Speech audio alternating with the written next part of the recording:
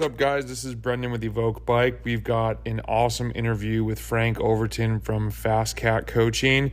And in the beginning, I used to be a FasCat athlete, so we actually catch up a little bit. I learned some more about how FasCat came to fruition, how this whole thing started with Frank.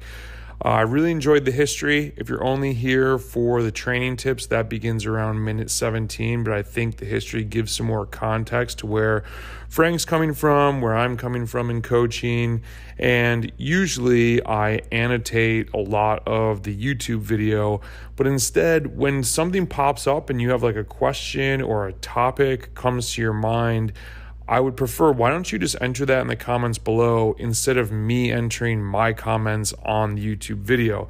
I think this will make it much more engaging, and it will allow you to, think about what the topics that we're bringing up and how it applies to your own training and racing and events coming up. So that's the only change to these interviews. We've got a ton more coming your way, and I hope you enjoy. Thanks again, Frank, for coming on. This was awesome.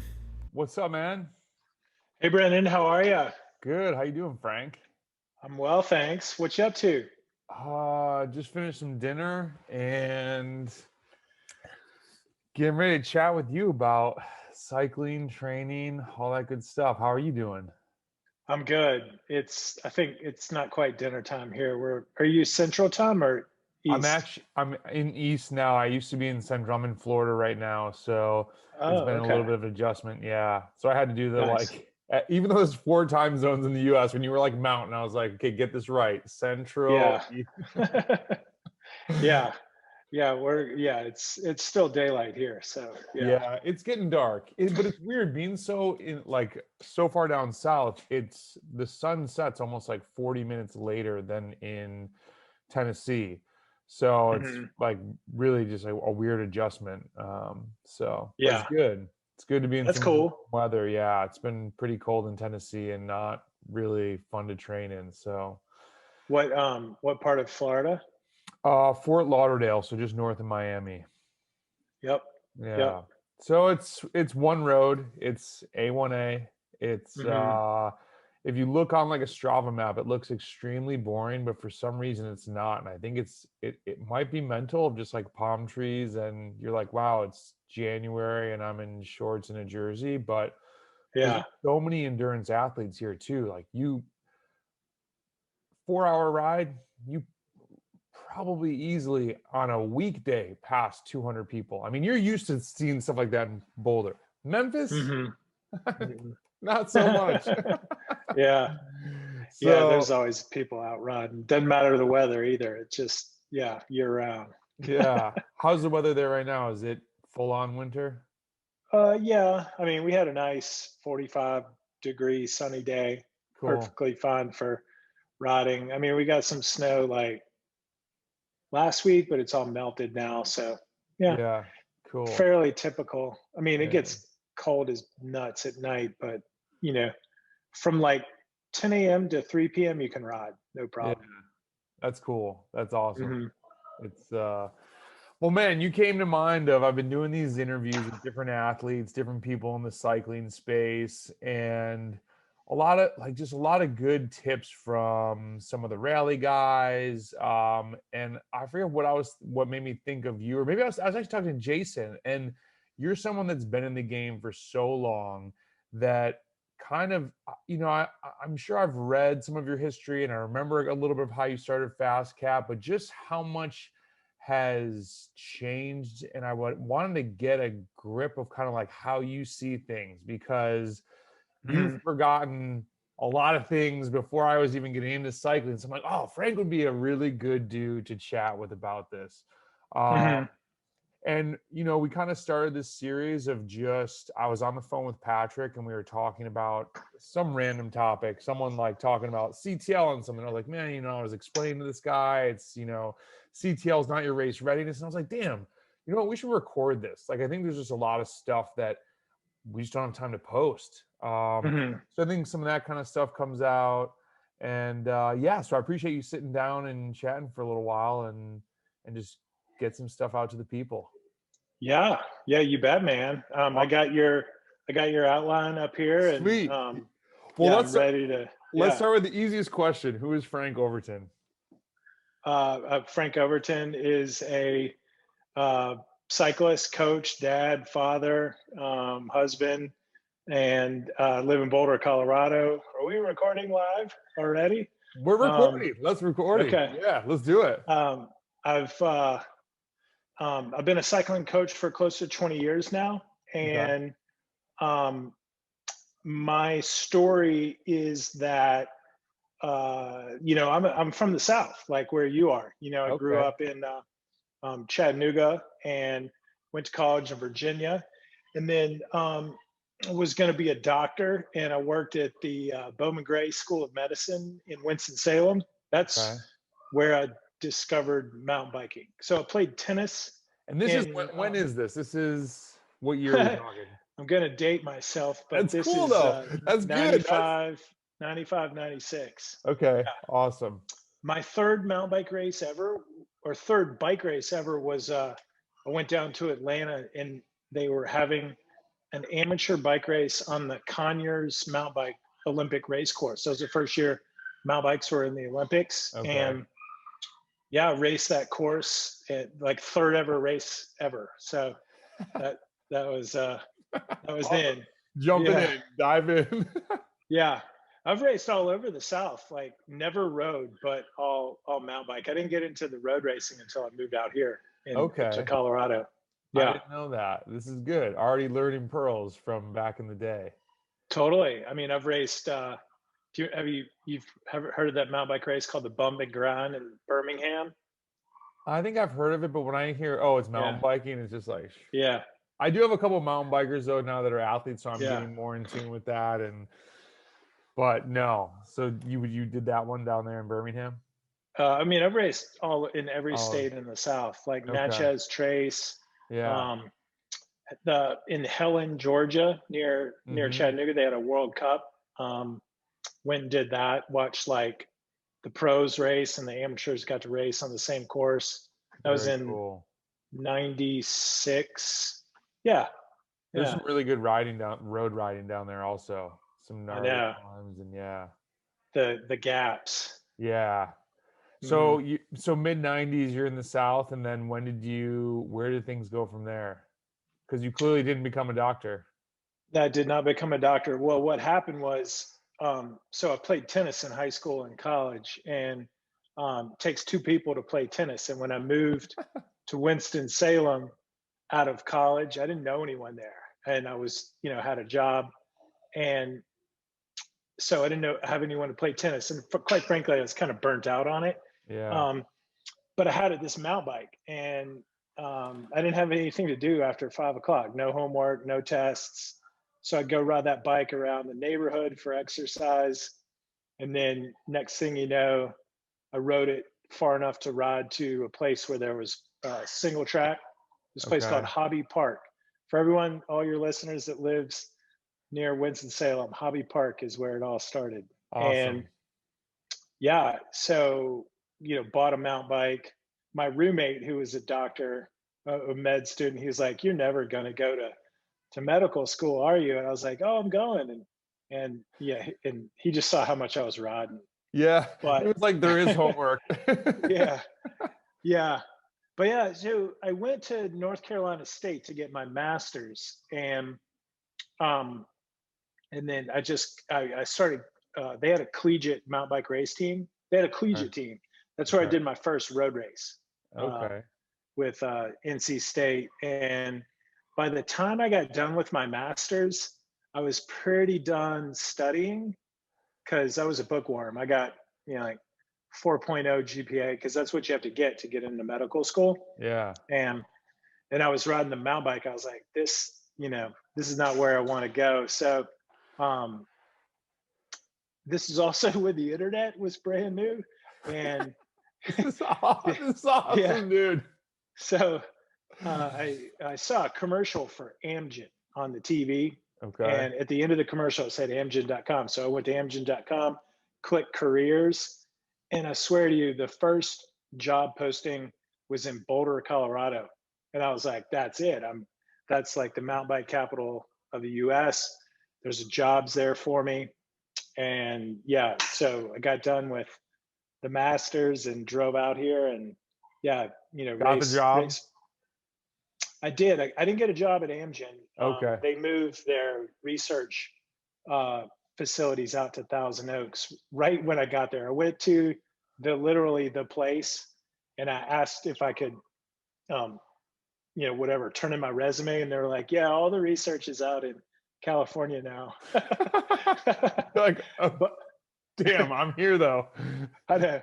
Don't worry. There's the thing about Boulder is at that time there was a ton of biotech companies out here. So I just went to the next company and got the next biotech job, and um, they were totally cool with like working odd hours to ride as much. And yeah, I in fact they had this thing called a TACman. It was a polymerase chain reaction automated machine, and they wanted it to run 24 hours. So I volunteered to come in at 2 in the morning because there was 8-hour runtime cycles. I Okay. volunteered at 2 a.m. to keep this machine running so that I could ride during the daytime. That's awesome. They're like, what a Yeah, great, the hard worker this guy's coming in too. You're like, dude, I just want to ride my mountain bike. yeah, yeah. But yeah, that's. I mean, maybe that's a little bit who I am. That's awesome, dude. I definitely didn't know the whole Frank story to Boulder. That is Hmm. great. And that's actually, I started on a mountain bike, and then it was really more to ride to the beach. And I remember I first rode 16 miles. I was in Chicago and I rode in a big square, and I was like, holy crap, I just rode 16 miles. That was incredible. I think that Hmm. was the first like cycling, like, wow, that's pretty awesome feeling that I had. Um, and it wasn't until my mountain bike got stolen when I moved to upstate New York that I got a road bike. Ah, So yeah, yeah. it was a blessing in disguise. It was, my bike got stolen, and I told my buddy, and he was like, dude, so maybe you want to get a road bike. And I was like, skinny tire bike? I don't want that bike. He's like, okay, you suck off road, but when we go park to park, you're like racing. You're Hmm. literally doing what people do on a road bike. You should do that instead. And that's kind of how I found it. I'm Yeah. still horrible off road to this day. So Yeah. and then so when did you break off and start FastCat, or were you coaching people like a little bit like, hey, I'm going to coach a couple people while I'm doing this biotech thing, or how did that Hmm. whole thing come up? Yeah. So biotech is super volatile in terms of like the first job I got was at a company, and I was like employee number like 22, and Hmm. like the founder won the Nobel Prize, and they had all this money coming in, and you know this technology looks good, but then when you try to make it work in like animal trials, and then if it doesn't work, everyone's like fired. Yeah. So I got fired a ton of times from various jobs along the way, just when their technology doesn't work out. And Hmm. so after a while, I think in 2002, after 9/11 and the dot-com crash, the company that I worked for, I was employee number 13. I got a patent out of it. Worked my butt off. They actually sponsored my mountain bike team for 2 years. The company, so it was awesome. And but yeah, they laid us all off January 3rd, 2002, and I came up. Well, I didn't, I couldn't find a job. It was like tough in biotech back then. And I came up with this idea to coach. And I was like, well, if I can coach 10 athletes at $100 a month, I can, you know, couch surf and make, run and train and race full time. And that's what I did in 2002, and did that on the Northern National Circuit. And um, yeah, during that time, I was, I never ever got to the point where I was coaching more than like one or two people. So it wasn't making money Yeah. or anything like that. And so I had to take another job in biotech, and I was employee number 7.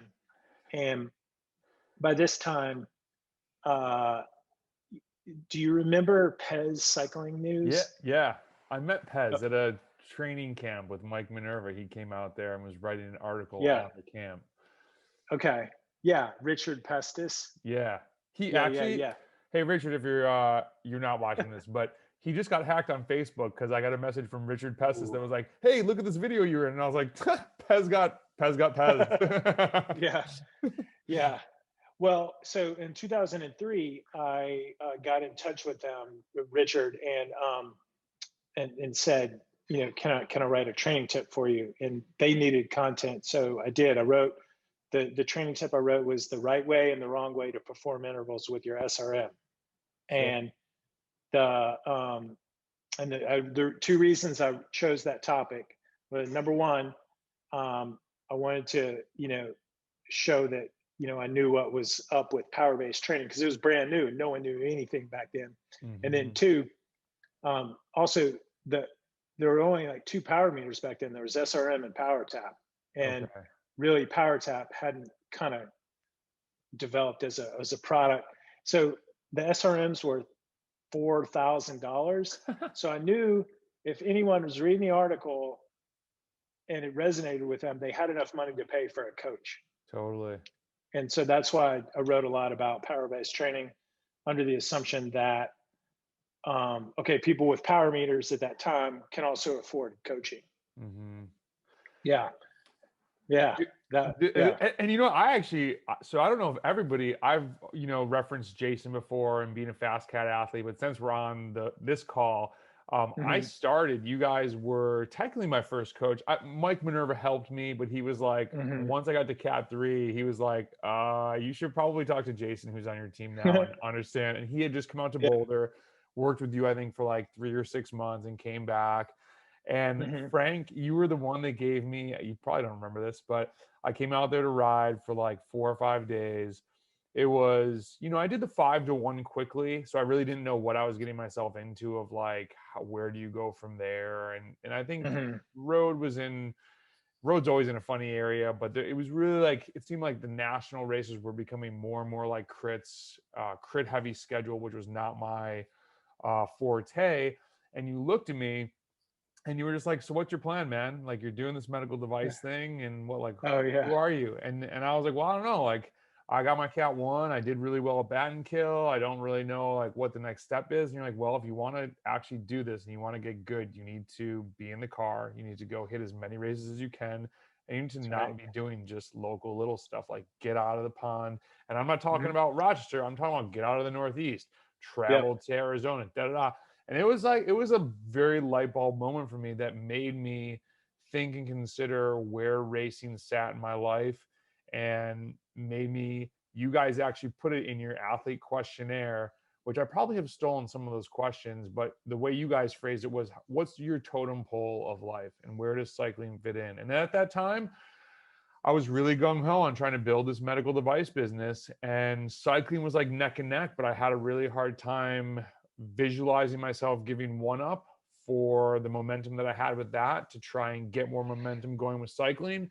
And I've thought back to that conversation a lot of like, what would have been different. I don't think it was a right or wrong decision, but I always appreciated your insight as someone with experience and being like, okay, this is where you're at. Here's kind of the trajectories. Like, start mapping this out. Like, you need to think about it. It's not just going to happen if you don't think about these types of pathways. And that was really valuable. It's been something I've passed along to other people because we're in a funny sport in the US. Like, and I don't know, we're kind of going on a tangent here, but I think it's good. I think a lot of people too that want to go to Europe and then they get caught in the crit circuit. It's like, there are guys that are seeing, man, I'm winning big crits. Why am I not going anywhere next? It's like, dude, a lot of big teams don't care about that. Like, you need to think of other ways and how to apply your racing to the racing that the next level's doing.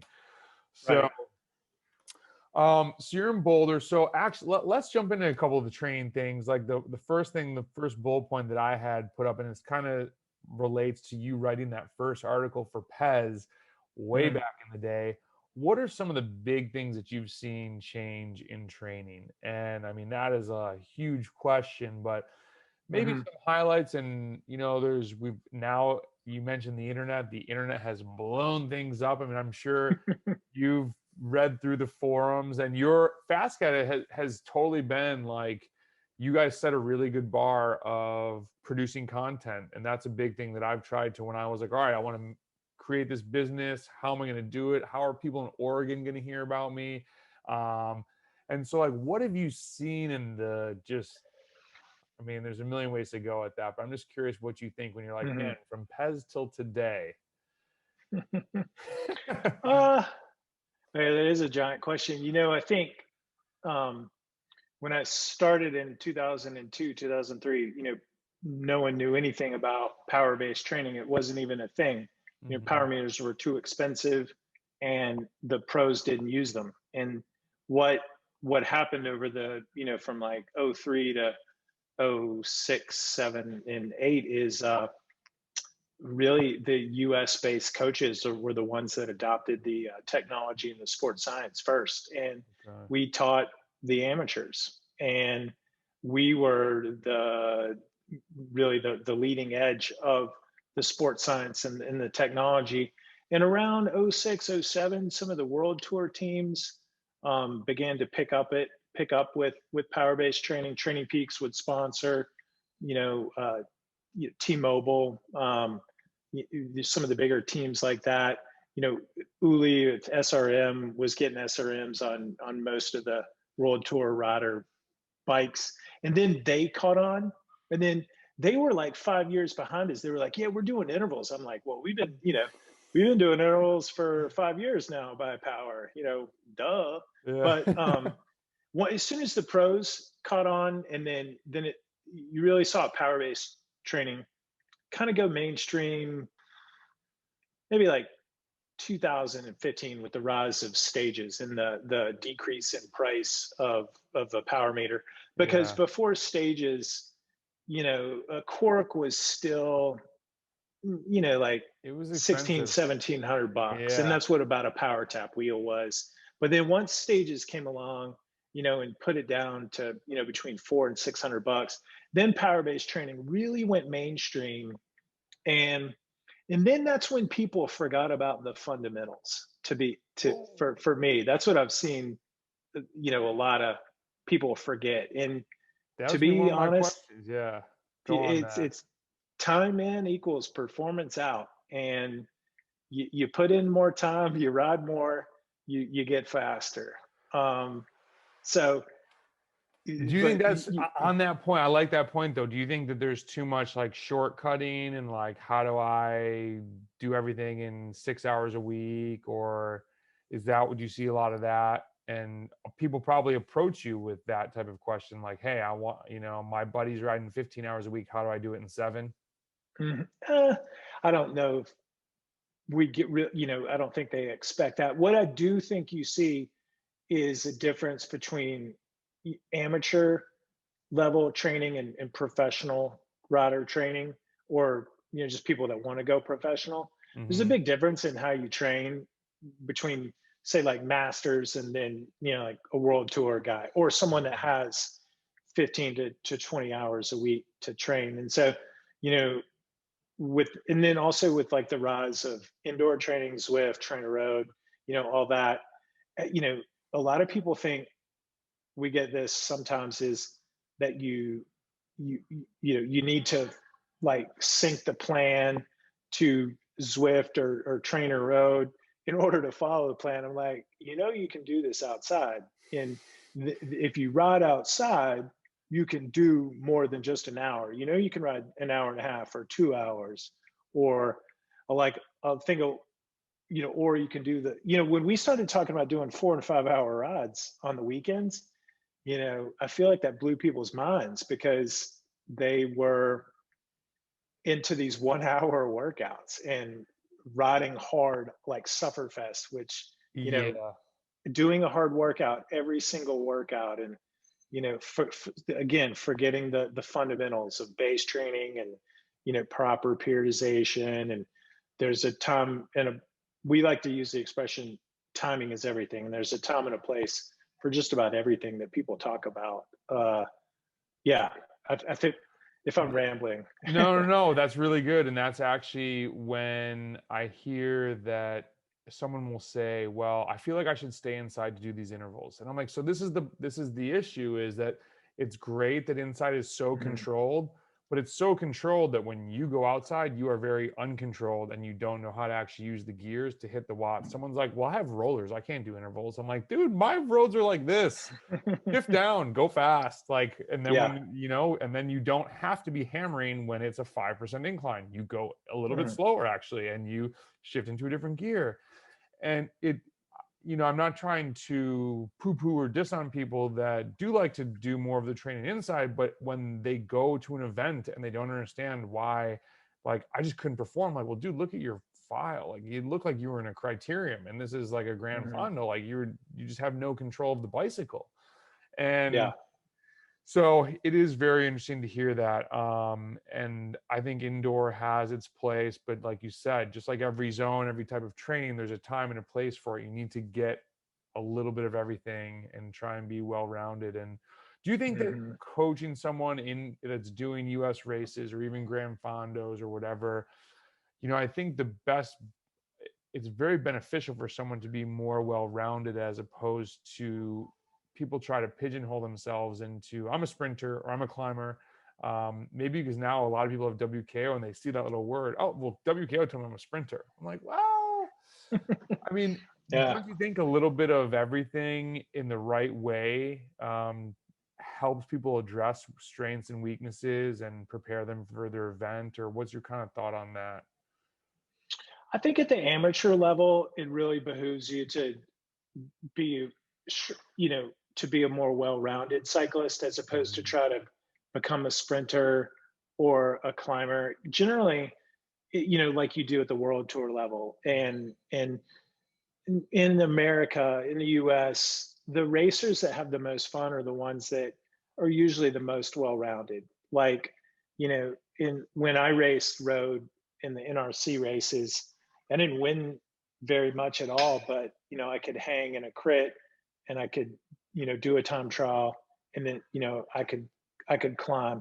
And you know, to say like you're a sprinter when you're an amateur level race, you're immediately just saying you're not going to have any fun at a fondo Yeah. or a time trial, and the same way goes for juniors too.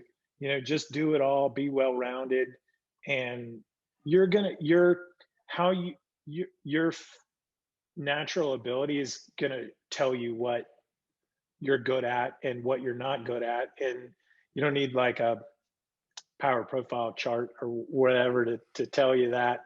And same thing with like collegiate cycling. It's like just do it all, you know, Yeah. and gravitate towards the one that A is the most fun, and then B is what you do the best at, stuff like Yeah. that. No, I like that. You mentioned, like, difference between world tour riders specializing and amateurs. You guys have some heavy hitters that come in there.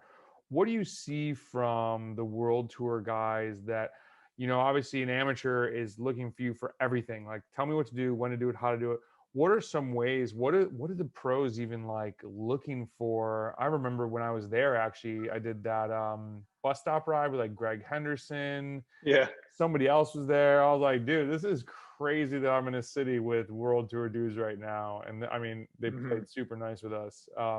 What are they Yeah. looking for? Is it just like, uh, I don't even know what they're looking for. You What mean type of, like in just in like, coaching? yeah, and coaching and Hmm. advice. And I mean, Hmm. you had the place there where I think Greg, correct me if I'm wrong, was there doing oxygenated intervals. Since you're at altitude, he was coming in there Hmm. using the oxygen mask so he'd actually put out power, but then get the benefits of being at altitude. Yeah. Uh, Train low, sleep high. so Yeah. maybe do they look to you too also probably for some science stuff, because clearly you're a super smart dude and they probably don't know any of that. What do these guys look for besides I just mean, like, this hey, same I thing ride, that Yeah, I mean the same thing that amateur cyclists do. I mean, pro guys are and gals, they're very serious, and they're hard workers, and they appreciate the science and specificity, and they want to make use of every, leave no stone unturned, Mm, and to be their best. And mm, so they want a plan, they want to follow a plan. They want to use the technology, power-based training. They want to know, they want to have someone to talk with. They'll, A, hold them accountable, B, motivate them, and then C, really help them make some high-level decisions, like what to do and when, and what to do if they get sick, or should they try to do this race if their team is asking them, and how to approach training camps. Motor pacing was a big thing. Obviously, the supplemental oxygen, what to do, and all that. And so, in one sense, they're very much like just any other athlete. They you can be an amateur and want all that, and Mm-hmm. um, yeah, they just happen to be physiologically gifted and hella fast, and maybe they've been doing it at that time. Remember how I mentioned that the pros kind of caught on to power-based training a little bit later? Yeah. When they caught on, they were like really seeking out help in that regards. Just A lot of, understanding the basics. yeah, like a Okay. lot of them came to us. They had, their team had given them a power meter. They had no idea what to do with it. Didn't even know, where to put their data, or, what to make of it. A lot of the pros for a couple of years, we would make fun of them because they would look at the numbers on their handlebar and never upload their data. That's They'd be, hilarious. they would just talk about numbers on the rod and never do any That's great. historical, post ride analysis. And then let alone like put it together in like, what's the data telling you from like 3 months, 6 months, the whole year. So, I mean, I think like that was back then. And, if that's answering your question. It is. And I think Mhm. a point that you made that's really great, which is why I still have a coach, is the high level stuff. And that's what I see a lot of newer athletes getting stuck in. Jason had always said to me, he's like, dude, you got to zoom out and see the forest besides just banging your head against the tree every day, meaning every workout. And I think Mhm. the two things that stuck out to me that you had mentioned of like making those high level decisions, but also just having somebody there that like, if you fail the third interval, like just having somebody like, hey, what do you think about that? Like maybe I was just tired, or like, I don't know, I just wasn't hitting it. And that's the one I really want to be crushing because that's the one that I need to like really knock out of the park. And just having that other person in your corner, like it's Mhm. anybody can find a plan online and whatever, but I almost think rather than buying a template, there should be a did I execute these? Like a lot of people are like, oh, I've gone out on this endurance ride. I'm like, okay, so FYI, you coasted for half this ride. So just cut the ride in half and Yeah. actually ride the bike. So Yeah. it's interesting, there's a lot of it kind of ties into this the internet and indoor, and I think a little bit of misinformation out there that you're not always doing what you think you're doing on the bicycle. Mhm. When athletes, everybody at some point, or I should never say everybody, but most athletes at some point hit a plateau. And there's a lot of these guys I've been talking to in these recordings where mindset has come up much more than I expected them to talk about, which has been really good, I think, for all of us, myself, every other amateur watching this type of thing.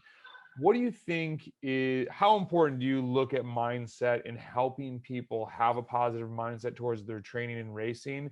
And then when people hit a funk, I got a guy right now who's just like, dude, what's my legs? Like, what happened? And he's just in a crappy week.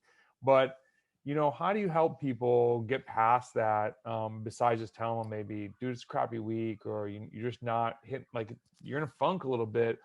What are some how do you approach mindset with athletes? Yeah. I mean, first I observe their mindset through their daily practice of following the plan, executing their intervals. You know, I'm big into communication. So get to know what they're saying about their workouts, and are they a positive person? Are they a negative person? Do they wear their last workout on their shoulder day to day, or kind of you know, a lot of sports psychology, things like that. That's a really Um, good thing that I haven't thought about that way, wearing the workout on your shoulder. Like, I mean, it's the same way with racing. It's like, you know, people are like, I crushed that race and they have a great week. Or, man, that race sucked. And then they have a bad week. yeah, I'm awful. I'm horrible. Mhm. Yeah.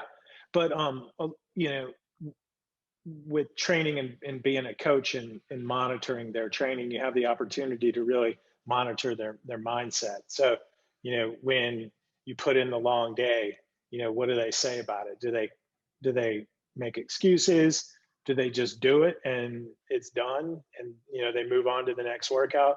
You know, like you know, and to talk about pros and amateurs, you know, I've had experience working with plenty of pros that just had a cat 4 mindset, Mm, and I've worked with plenty of cat 4s that had a champion's mindset. And interesting. yeah, so you know, but they just happen to be, you know, a Super cat fast. 4 and they, you know, new to the sport and not physiologically as gifted, but dude, they were hardcore when it came to training and following the plan and getting it done. And you know, that's what we joke about. We call it FTFP. And you can get a feeling for their mindset because you know when you do VO2s, you know, you know, how does that person react to that workout emotionally? You know, Mhm. do they Mhm. go in there with fire in their belly and suffer and slobber and bite the stem and then say, "Here you go, coach," or do they not complete it and you know list an excuse? Because what you're doing with VO2 max intervals or any difficult workout is you're just preparing them for difficult moments in racing and or you know in just being trying to be a bike racer in general. And so how Mhm. they handle that is a glimpse into their mindset of you know how they're going to react to that crux moment of a race where it's do or die, and you know you can dig in and try to you know make it happen, or you know for some other reason maybe give up or not try or not be Mhm. aggressive or uh, you know just kind of back out. I think it's, man, those are really good points that I think people can think about and apply to their own mindset and thinking. And it is tough when you have somebody that is negative or doesn't like a challenge and they rather have the layup than trying to go for the slam dunk. The dunk is much harder, but damn, if you dunk it, it sure feels better than laying it in. I remember I don't remember if I was talking to Jason but back in the day, and it was just having the mindset that I have before I get to this race, like a big race, I have to convince myself that I have a shot to win, that I have a shot to race, to do something, that I'm not just going to get dropped. Because when it does, when you're saying like when stuff hits the fan and it's do or die, if you have already convinced yourself that everyone else is faster, you stand 0% chance of sticking with them. They're just going to ride away.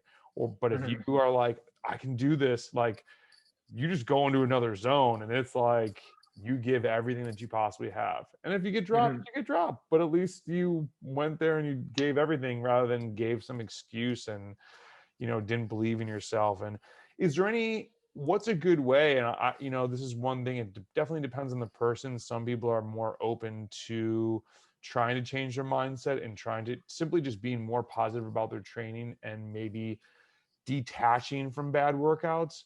Are there any tips that you could give somebody that if they are more of a negative mindset that they could use day to day?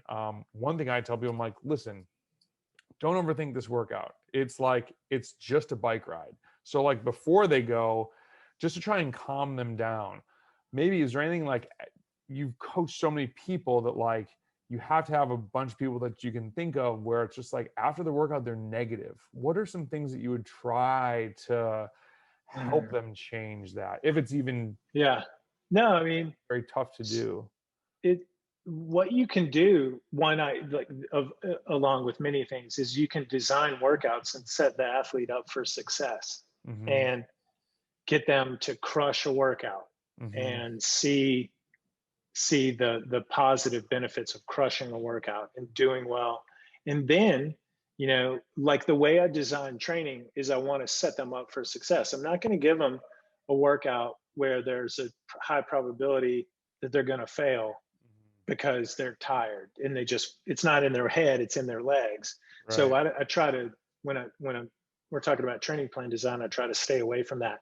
Really set them up for success and then build upon that, get them to another part in the training plan design and give them a little bit bigger workout and then a Hmm. little bit bigger workout. And then, if that goes well, get them so confident or get them some confidence that you put them on the start line with a lot of confidence and they're brimming over with that confidence because what they've done in their training. Or send them to an easy race or, Hmm.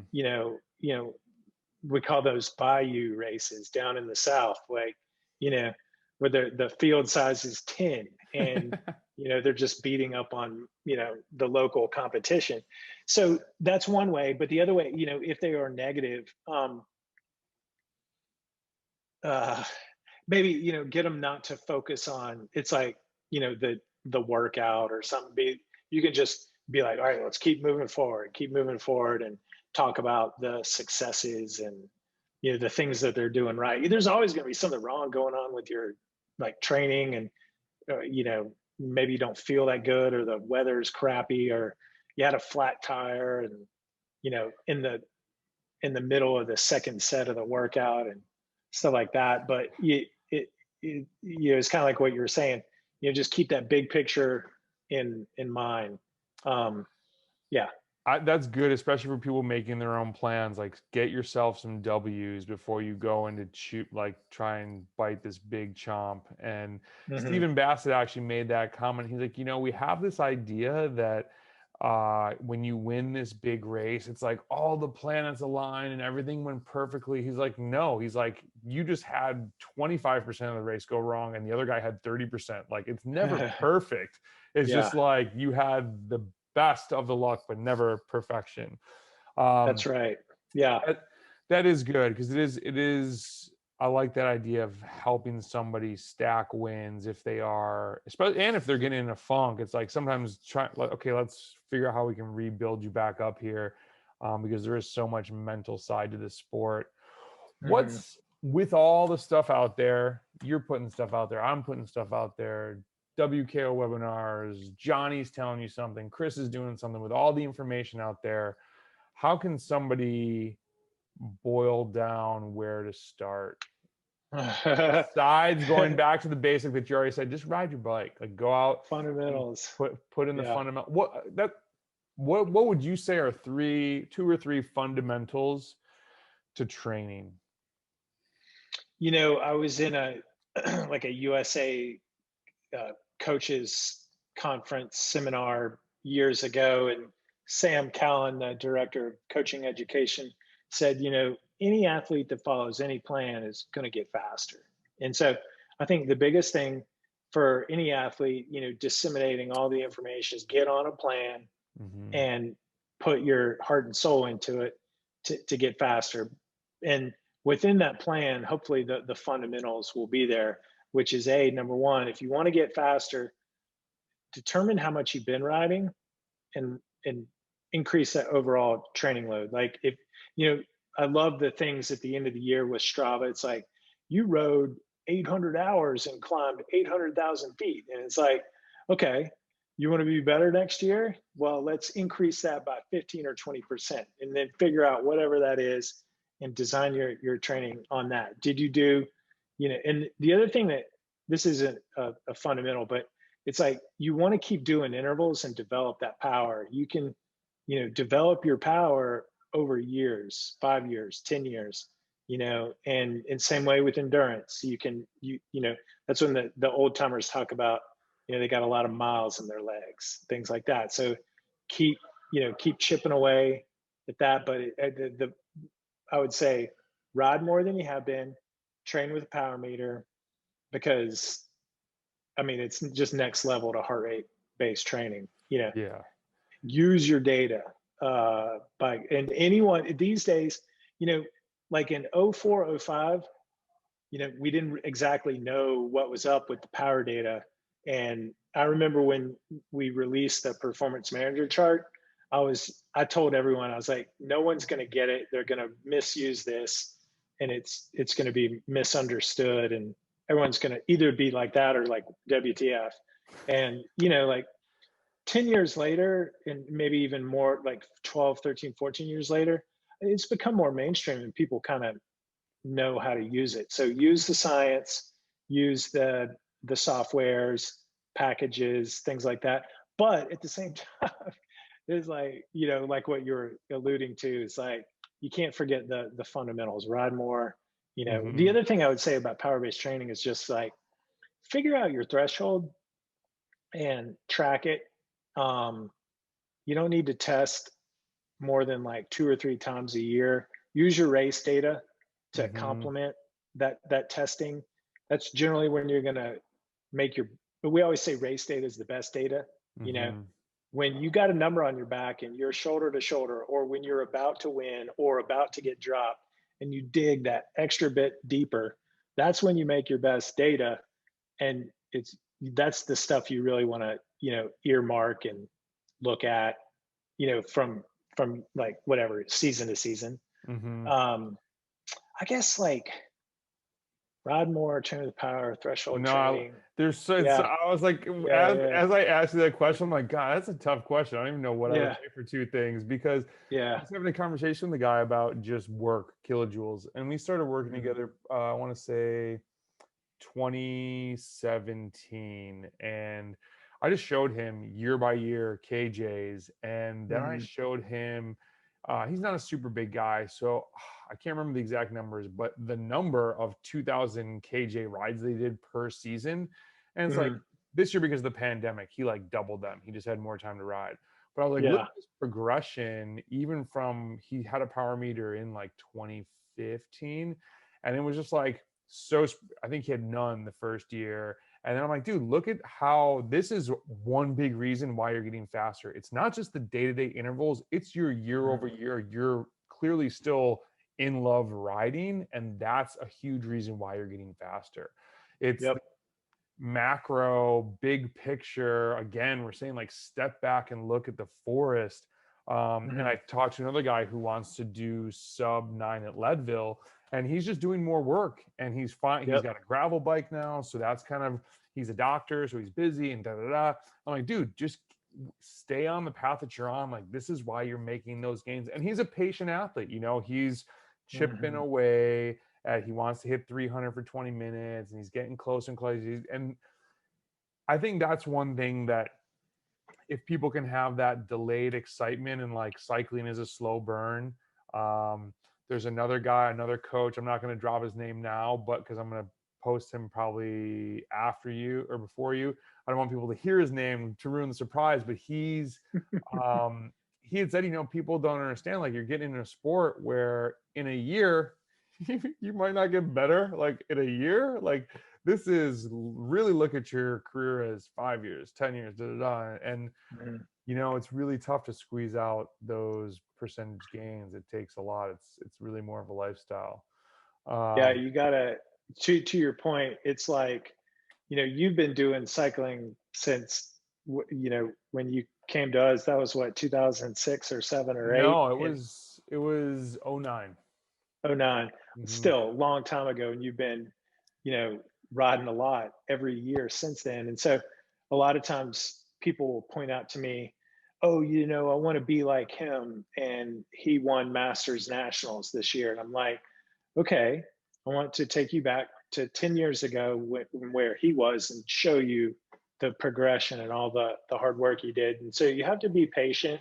Maybe that's one of the other fundamentals is, patience, put, hard work, and if you don't succeed, keep trying. Because generally, if you go to a race, and when people say, I want to win this race, I'm like, well, what's your results? And they're like, well, I haven't done it yet. And I'm like, okay.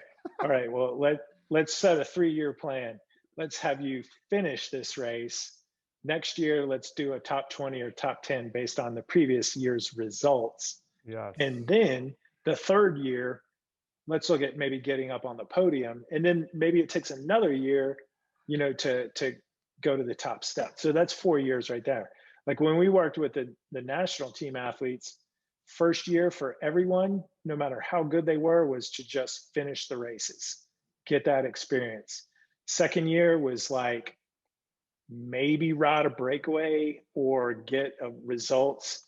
Third year was, maybe just get a result, but not in every single race. I mean, it takes, USAC and U23 program, it's a 7-year progression from the time you're 18 to, they give you 7 years. This is the old way of doing it. They don't, it doesn't work that way anymore, but take the best of the best at 18 years old.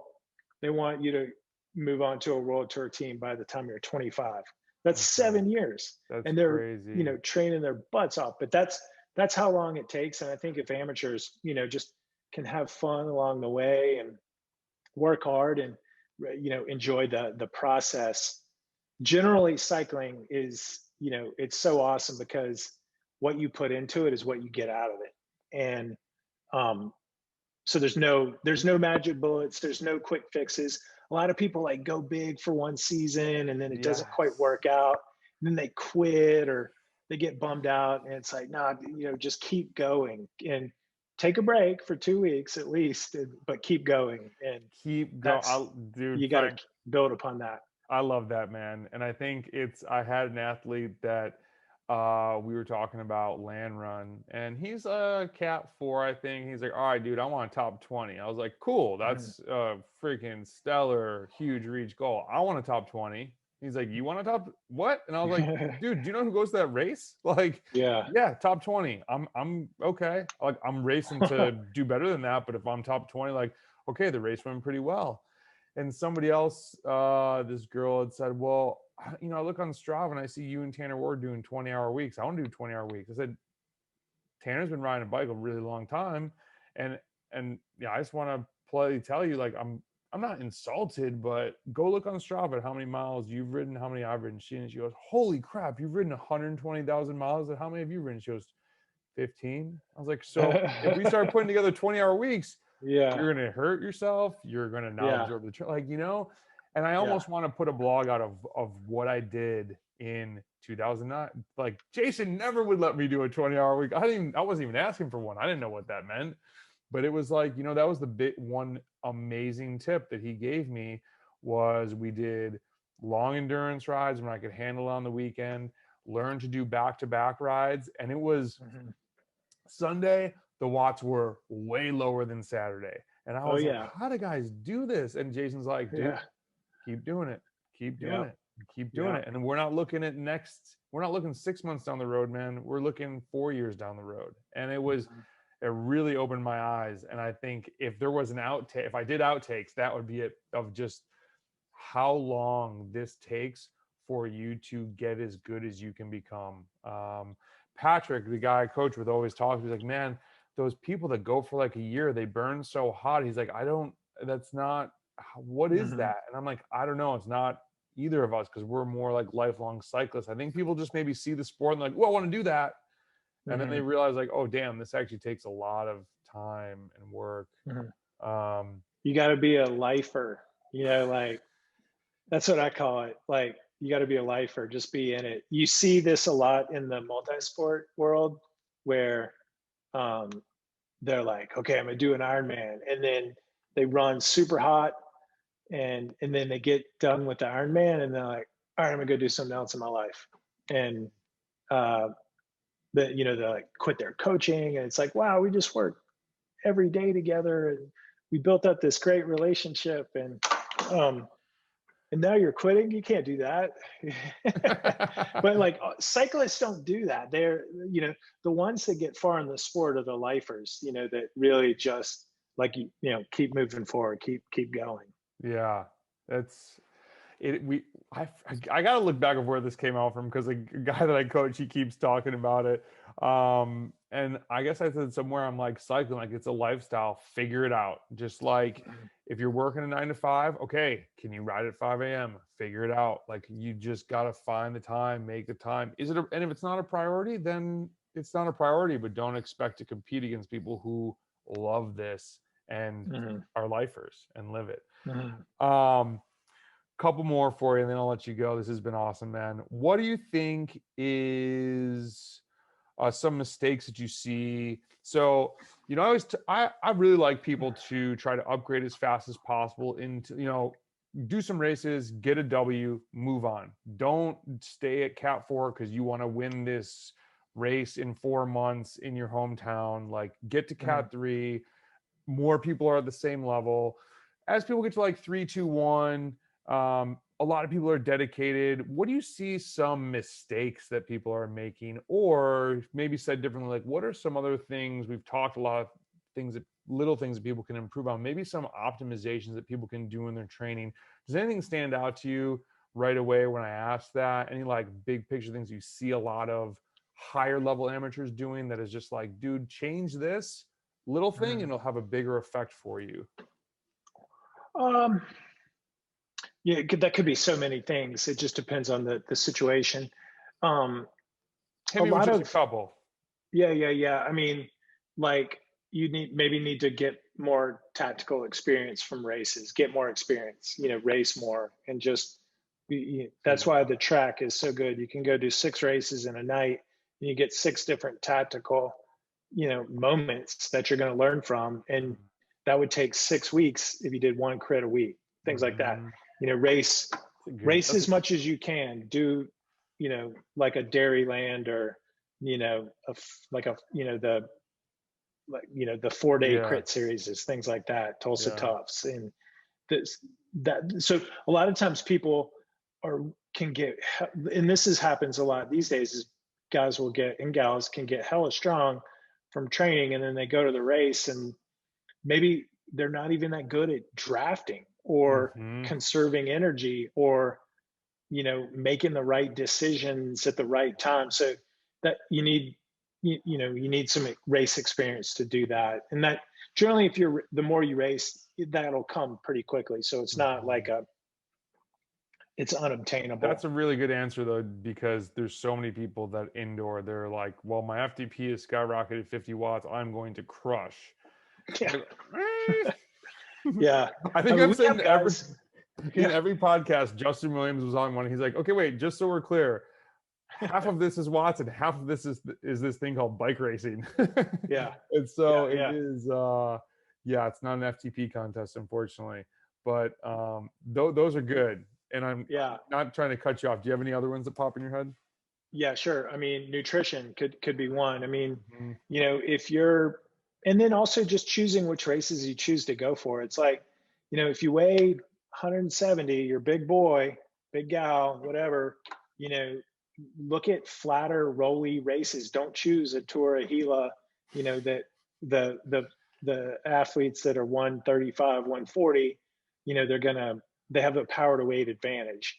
But on the other hand, if you're 150, and this gets into a whole thing, it's like, look at your diet, are you fueling your workouts? You see this a lot these days, the prevalence of people just trying to lose weight and not eating. And, you can still fuel your workouts and obtain an optimal body composition with proper nutrition, and the other thing is, the older you get, the less you can get away with. And when you're 25 and 30, your metabolism wins and keeps you nice and lean and everything. But when you get up to be like 35 and 40, you really got to watch it. When you're older, it's even worse, like the way I am. I hate this. So how old are you now? I'm like 29. Yeah. All right. Well, I'm turning 50 this year. So hell yeah, dude. Are you gonna do some do you do any Masters races? Would you do like come and bash at like Masters roads or something? I'm not that into that in Masters Road. I mean, I still race gravel. So and so the reason why I like gravel is because they're everything that you like in a road race and none of the stuff you don't. So when I was coming along, give me a 100-mile road race with some elevation and some difficulty, and that was my jam. And those just don't exist anymore. And That's what gravel races are. They're road tactics. You got to be hard as nails. They're endurance. There's some hard moments. Generally, the roadies will outwit the non-roadies that don't have that tactical experience. Once in a while, you'll get a mountain biker that is just gravel worlds. super strong. Gravel See, the world. ultra distance doesn't attract me because it's not racing. It's just finishing. And Oh, it's not, I I like mean, 150. Do you consider that ultra? at my age, yes. Fair enough. Because yeah, Fair enough. I mean, when you do an 80 or 100-mile race, you're actually going to finish with people. When you do a 150-mile race, you're probably going to be by yourself for the last 90 minutes. That's what I mean by finishing. So, Yeah. but maybe not at your level because you're still like in it, in all that. Still trying to be in it, man. It's getting. Yeah. That was really my comment of, like, it was really funny. I was saying to my husband Chris, I was like, damn, dude, like I got a little, maybe ate a little bit too much at like Thanksgiving or Christmas or whatever. And then I was like, this thing took a little bit longer to go away this year. And I don't know if it was different than last year. I mean, I'm 39, but it seemed like the difference in being like, oop, gotta lose a pound or two is much more of a factor 2 years later. And I remember saying that at 37, like, damn, this is harder than it was at 35. And so it's definitely something that is, it's really, I was thinking about that of, okay, when am I racing? How light do I really have to be? And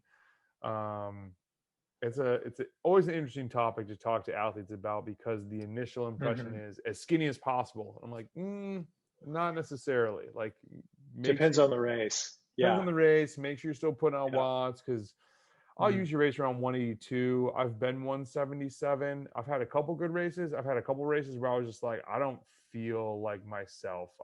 And I felt like I was losing some overdrive. It was a weird feeling, but maybe that's what really light feels like. I don't know. But Again, I mean, like I've raced at 148 pounds and I did really well with the climbing races, but not so good on the flat ones. And then couple years later and like having kids, you raced at 155 and, I'm not doing as good at the climbing races, but you're off the front on the flat stuff and you're time trialing better and things yeah, like that's that. It's what. just more muscle.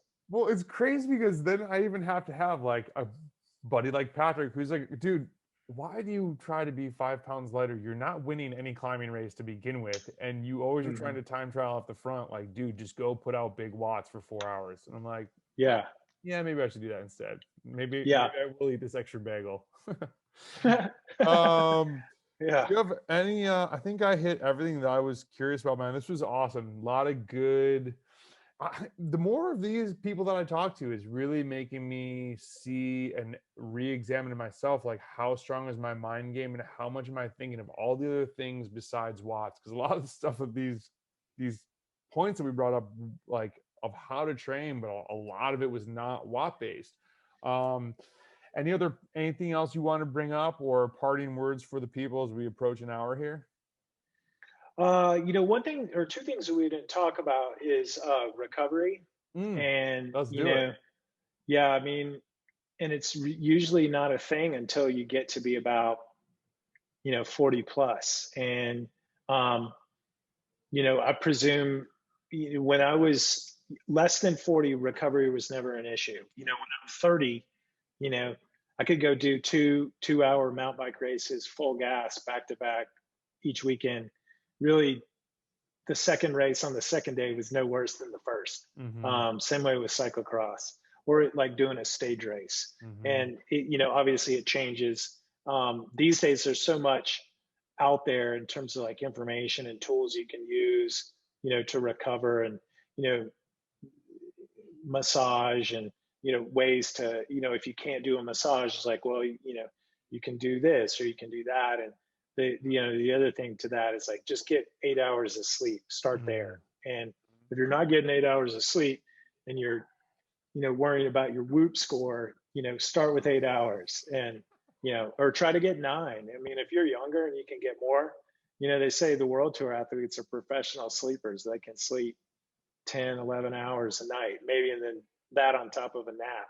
So That's amazing. that's kind of like the next level for, to if you've already been if you're already topping out at 20, 25 hours, look at your recovery and see if that doesn't help. And it's not an overnight thing. It's something, the consistent practice, like at least a half year. And that's where you hear like getting into a rhythm of getting more sleep and like sleep hygiene, things like that. When you say a half a year, well, to reap the benefit, it's not like, if you get 10 hours of sleep, it's not like you're magically, better. Frank, I slept 10 hours, but I'm not any faster. That was a horrible tip. Yeah.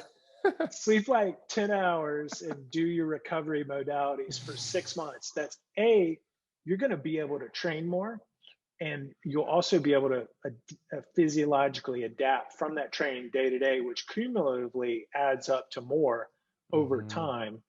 And then see that's what I meant, like by that. Got it. No, that's awesome. What was the other topic that you were thinking of besides recovery? You were talking about mindset, and mindset.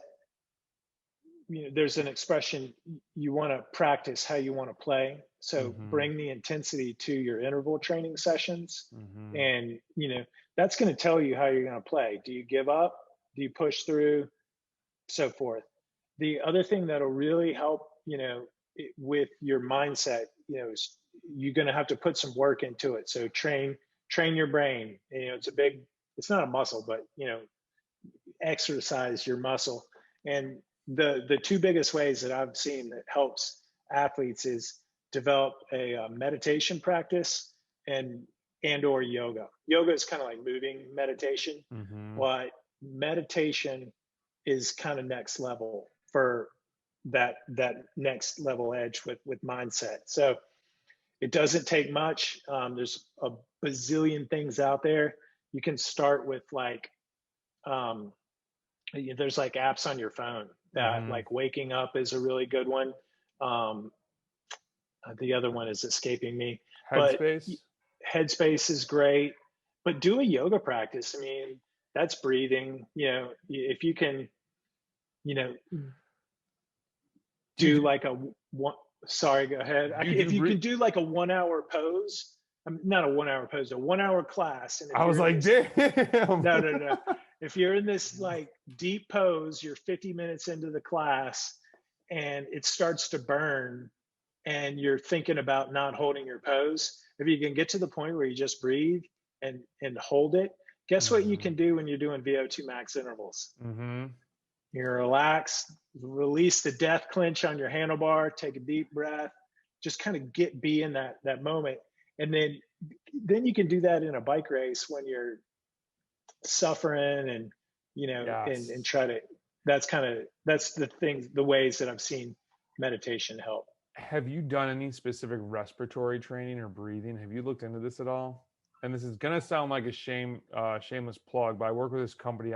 So AeroFit, I saw this device on Facebook and I was like, dude, this thing looks interesting. So I messaged these guys and they're like, yeah, we'll send you one. You want to try it out? And I'm like, well, I'd like to try it out. I have this blog. I'm going to write a review on it. If it's good, I'm not going to poo-poo on your product. Yeah. Dude, so they're like, well, yeah, you got to train with it. And it was before I did tour of Southland in New Zealand. So last November. So I got this thing at the end of September. And on the website, they have like a rower, a speed skater. Anyways, within 5 weeks, I was getting ready for the stage race and my breathing during VO2 max was definitely much more calm and like controlled.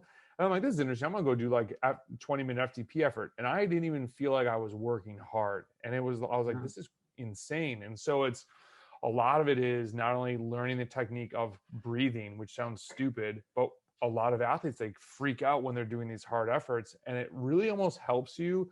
Like, when you go to your first 1, 2, 3 race, it's like your head is on a swivel and there's like attack and it's like, this isn't a Cat 4 race anymore. And then the race eventually slows down.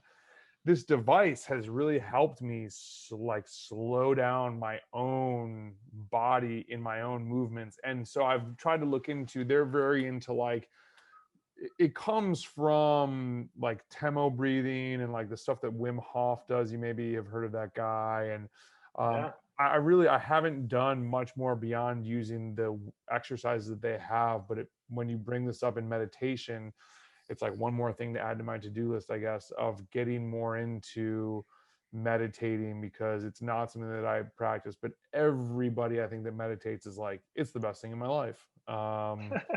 So Yeah.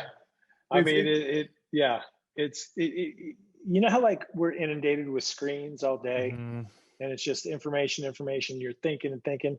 Basically, meditation is a recovery interval for your brain, mhm, and mhm, you don't, if you get good at it, you can sit for 10 minutes and just breathe. You're not thinking about mhm. the your training, your intervals, your mortgage, your any other stress in your life, and that's I think what a lot of people report back. But yoga class does that for me, um, and because I have trouble sitting still, and because yoga's like Phil jokes, it's like Simon Says for adults, but it helps you get into it and get out of everything else in life, and Yeah, kind of it's like a 1 hour recovery I break. like it.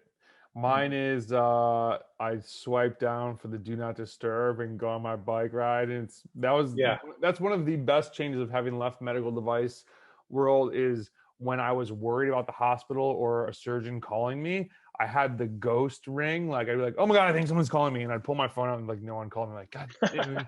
And it was just Yeah. really horrible. So now to be able to do that, I'm like, damn, I should have done this years ago. But yeah, Mhm. live and learn. So hey man, Yeah.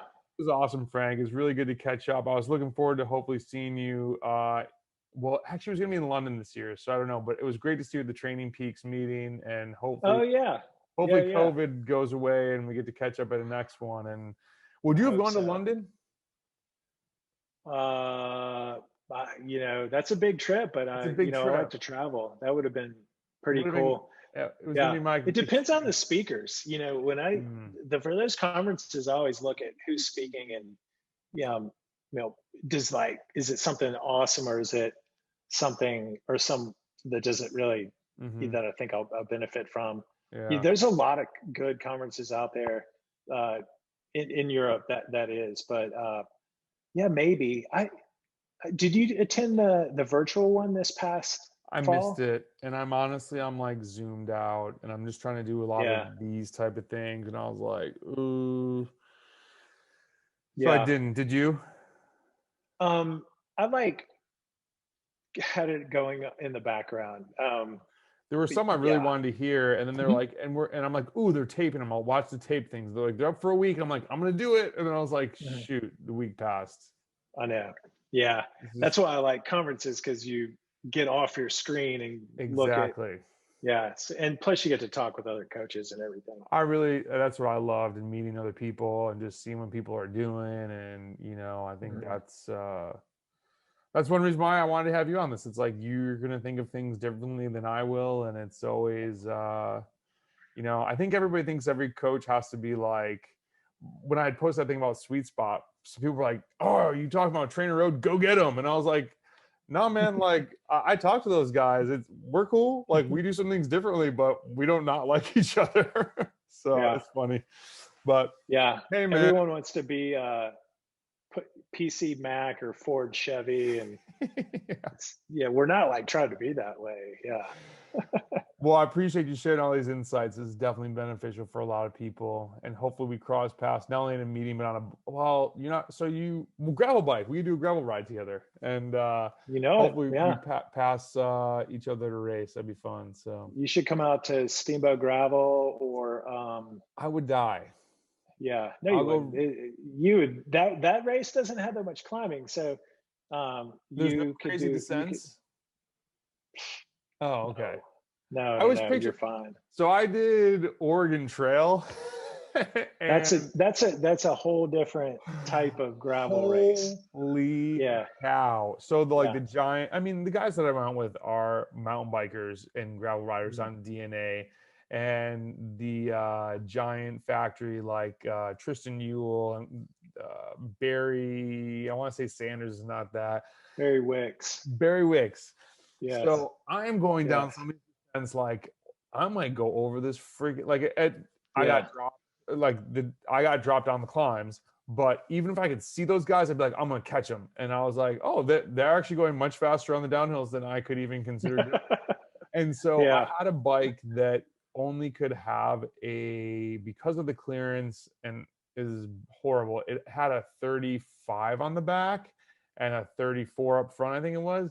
And so I saw Barry Wicks afterwards and he was like, did you ride that bike this whole week? And I was like, yes. He's like, with those tires? He's like, yes. He's like, that scares me. And I'm like, dude, I'm really glad you said that because I felt like the biggest baby, but I was very scared on some of these descents. And I mean, descending's not my thing. I'm just not good at it. And yeah, that was gnarly. So when I saw the Steamboat thing, I was like, I'm going to stick here in Iowa where I just do some turns. In Colorado, we have what's called the Gucci gravel, and it's very benign. I race Steamboat gravel with 32 millimeter tires on my road bike. It's a road bike course. There's nothing technical about it. It's very beginner friendly. That's why it's so good for getting new people into the sport. Damn. But like an Oregon trail race, you need like 40 millimeter tires or a mountain bike. Those Dude, are they had gnarly. Those guys, and kudos to them, I guess. Who's the leader of the team? The older guy with the mustache. Anyways, Carl Decker took his motorcycle and reconned everything. And I don't even know. These guys are like, they got 2.1 tires. I'm like, what the hell is a 2.1? They're like, it's really big. And he cut off all the knobs. So they were just ripping some of these courses. And I was like, all right, I'm here to have fun this week. I was really trying to get a top 10 overall. And granted, there was I don't know how many people were in this gravel race, but it was really only probably like 15 people really racing. Mm-hmm. I think I got 11th. But yeah, those guys, man, they go fast uphill. And I was like holding on. And it was super fun, though. The climbs were fun. We had one horrible weather day, but other than that, it was cool. But a lot of not my thing. So, right. You got to have some mountain biker or cyclocross roots in you. But gravel, to me, at least the ones that I do, it's like a road race with it's just like a race of attrition, that sort of thing. Yeah, I'm into that. Yeah, you'd be good at it. All right. Well, I'm going to take that. You know much more than people that were telling me I'd be good at cross. And that's when I realized a lot of people didn't know about like performance in cycling. People are like, you're going to be amazing at cross. You have a lot of power. And I was like, wait, you have to get off and jump and bike. I'm like, I suck at this. What are you we have a weekend skills camp. We'll teach you everything you need to know. Yeah. Because, hey, everything can be done in a weekend. That's right. The takeaway. That's what, one weekend and one 10-hour sleep session, and you will be a pro. We'll show you how to do it right, and then we'll say, now go do 10,000 reps. And you can do that on your own time. There you go. Hey, man, this is a great end note, and I appreciate your time and look forward to seeing you in real life. Yeah. Thanks a lot for having me, Brendan. Yeah, Frank. Take care. Take care, man. See ya.